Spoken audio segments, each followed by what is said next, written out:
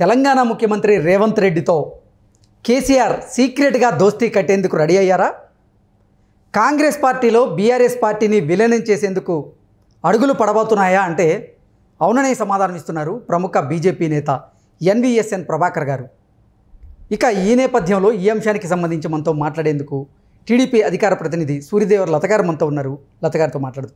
లత గారు నమస్తే అండి. నమస్తే అండి. లత గారు, రేవంత్ రెడ్డి గారితో సీక్రెట్గా దోస్తీ కట్టేందుకు కేసీఆర్ గారు సిద్ధమయ్యారని, బీఆర్ఎస్ పార్టీని కాంగ్రెస్ పార్టీలో విలీనం చేసేందుకు కూడా అడుగులు పడుతున్నాయి అంటూ కూడా సంచలనమైనటువంటి వ్యాఖ్యలు చేశారు బీజేపీ నేత ఎన్వీఎస్ఎన్ ప్రభాకర్ గారు. ఏంటి ఆయన వ్యాఖ్యల వెనక ఆయన ఉద్దేశం ఏంటి అంటే ఏం చెప్తారు?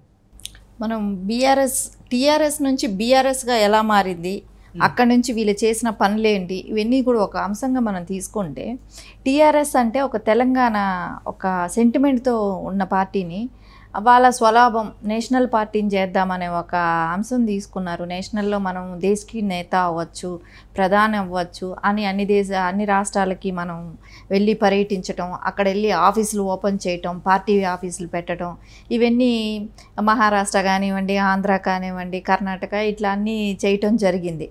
సరే, అక్కడ ఆఫీసులు పెట్టడమే కానీ ఇవన్నీ చేశారు. సో బీఆర్ఎస్ అని మార్చినప్పుడే తెలంగాణ సెంటిమెంట్ అనేది తుడుచుకుపోయింది. సో వాళ్ళు తెలంగాణ కోసం అనేది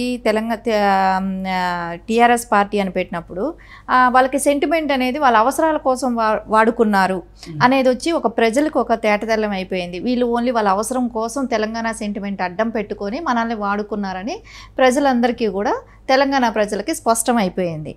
ఇంకా తర్వాత వీళ్ళ ప్రభుత్వంలో చేసిన ఈ స్కాములు కూడా చూద్దామంటే, ఒకటి మేడిగట్టి ప్రాజెక్టు, కాళేశ్వరం.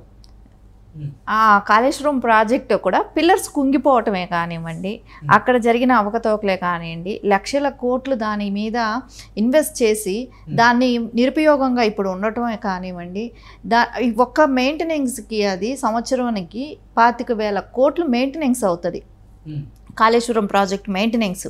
సో ఇప్పుడు ఇవి పిల్లర్లు కుంగిపోయటం, ఇవన్నీ దాని మూలాన ఇంకెంత ఖర్చు అవుతుంది, ఇవన్నీ మళ్ళీ కట్టడం, కన్స్ట్రక్షన్ చేయటం.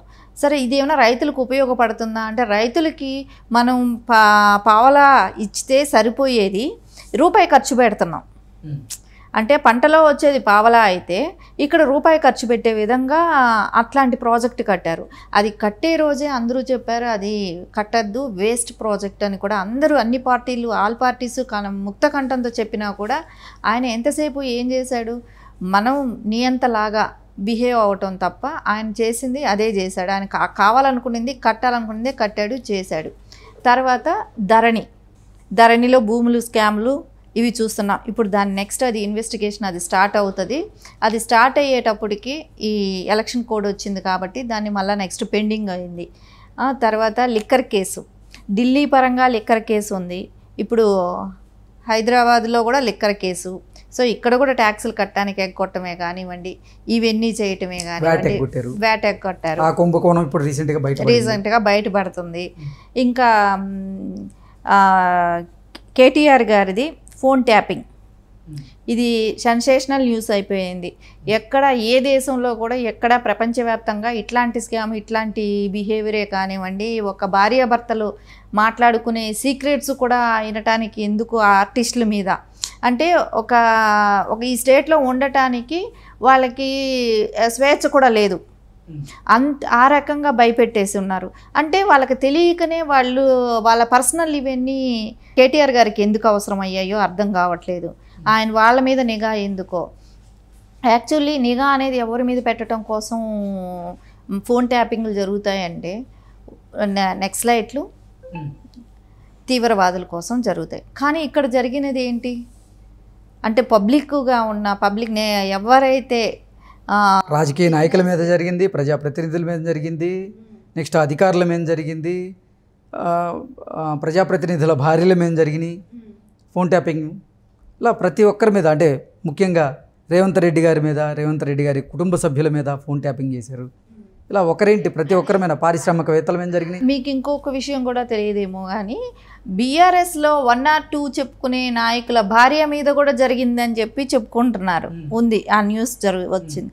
అంటే వాళ్ళ వైఫుల మీద కూడా వాళ్ళు ఫోన్ ట్యాపింగ్లు చేసుకునే దీనికి వెళ్ళారని అంటే ఇంకా ఎంత దారుణమైన స్థితిలో ఉన్నాము మనం, ఈ 10 ఏళ్ళు మనం ఎలా గడిపాము అనేది చూస్తే మనకు అసలు షాకింగ్ లాగా ఉంది. అది దానిలో ఒక్కొక్కళ్ళు బయటపడటమే కానివ్వండి, ఆయన ఓపెన్ స్టేట్మెంట్ కూడా నేను ఒకటి ఏం చేస్తారు అన్న రకంగా చెప్తున్నాడు కదా. అంటే 1-2 జరుగుండొచ్చు, ట్యాపింగ్ జరుగుండొచ్చు, మీరేమీ చేయలేరు, ఏం పీకలేరు అనే విధంగానే ఆయన మాట్లాడుతున్నాడు. సరే, ఇంకా ఇట్లాంటి పలు రకాల అంశాలు తీసుకుంటే ప్రతి చోట కూడా వీళ్ళకి ఇప్పుడు మళ్ళీ రేసింగ్లో దానిలో కూడా ఆయన ఇన్వాల్వ్మెంట్ ఉంది. 50 కోట్లు పట్టుబడ్డారు కేటీఆర్ గారు.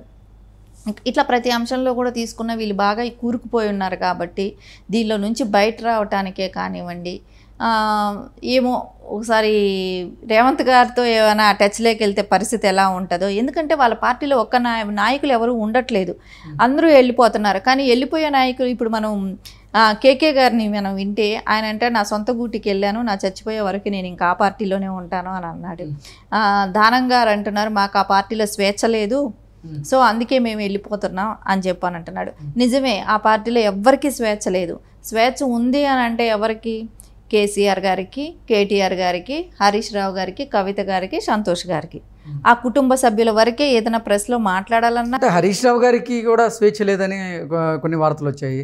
అందులో భాగంగానే వాళ్ళ మిస్సెస్ మీద కూడా ఫోన్ ట్యాపింగ్ జరిగింది అంటూ కూడా కొన్ని ఆరోపణలు అయితే వస్తున్నాయి బయటికి. అవును, అంటే స్వేచ్ఛ లేదు అని అంటే వాళ్ళ ఇంటర్నల్గా వాళ్ళకు ఉంటుందేమో కానీ బయట వచ్చేటప్పటికి అది బయట కనపడనివ్వకుండా కేసీఆర్ గారు ట్రై చేసుకుంటా వచ్చారు కదా. ఈ ఇష్యూ బయట పడకూడదు అన్నట్టు. అదే కానీ బయటపడి ఉంటే ఆయన ఏ రోజో పార్టీ మారిపోయి ఉంటాడేమో. హరీష్ రావు గారు కూడా ఎప్పుడో పార్టీ వదిలి వెళ్ళిపోయి ఉంటాడు కదా. అది బయట ఓపెన్ అయి ఉంటే అసలుకి ఓపెన్ కాకుండా కొంచెం ఇన్ని రోజులు గుట్టుగా నడుపుకొచ్చారు. సో ఇప్పుడు ఎట్లాగా అందరి విషయాలు బయటపడ్డాయి వాళ్ళ ఫోన్ ట్యాపింగ్ విషయాల మూలానే. ఇట్లా ప్రతి దీనిలో కూడా ఇన్వాల్వ్ అయిన కరప్షన్లోనే కానీ ఇట్లా ఇన్వాల్వ్ అయ్యేటప్పటికి ఉంటుందేమో రేవంత్ గారి దగ్గర వెళ్ళి పార్టీని, ఎందుకంటే గతంలో చెప్పినదే కదా మేము కాంగ్రెస్లో విలీనం చేస్తామని సోనియా గాంధీ దగ్గర వెళ్ళి వాళ్ళు మాట్లాడబట్టి, సో ఇప్పుడు మనం విలీనం చేసి ఈ కేసుల నుంచి తప్పించుకుందామా, వీటి నుంచి మనం బయటపడదామా అనే ఆలోచనలు ఏమైనా ఉన్నారా? ఎందుకంటే ఆయనకి వయసు అయిపోతుంది, ఈ కేసులన్నీ తట్టుకునేటప్పటికి వాళ్ళకి 30 ఏళ్ళు అవుతుందో ఏమో కూడా తెలియదు. ఇవన్నీ బయట వచ్చేటప్పటికి ఆలోచనలో కూడా ఉన్నారేమో. వాళ్ళకి ఢిల్లీలో ఉన్న నిఘా వర్గాల మూలాన బీజేపీకి, సో వాళ్ళకి ఈ విషయాలు ఏమైనా బయట వచ్చాయేమో. అందుకే ప్రభాకర్ గారు ఇలాంటి విషయం గురించి ఆయన బయట చర్చించడం జరిగి ఉంటుంది.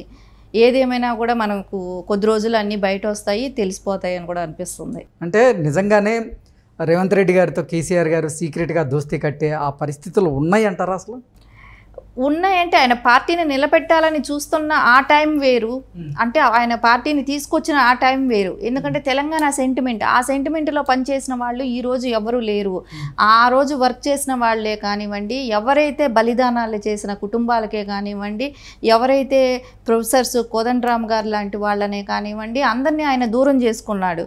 ఎవరు కూడా ఆ రోజు ఉద్యమంలో పాల్గొన్న వాళ్ళు ఎవరిని కూడా ఆయన దగ్గర చేరనివ్వలేదు.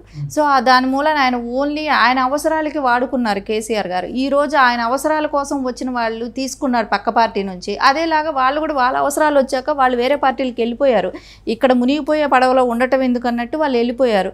సో రేపు పొద్దున ఈ పార్టీకి అండగా ఎవరుంటారు? ఒక టైము ఉద్యమం ఉండింది కాబట్టి ఉద్యమం ముసుగులో ఉన్నప్పుడు యువతే కానివ్వండి, కళాకారులే కానివ్వండి, ప్రొఫెసర్సే కానివ్వండి, ఇంజనీర్సే కానీ ప్రతి వాళ్ళు కూడా కోఆపరేట్ చేశారు, ఆ రోజు అండగా ఉన్నారు. అన్ని పార్టీలు కూడా ఒక తాటి మీద ఉన్నాయి తెలంగాణ కావాలనేది.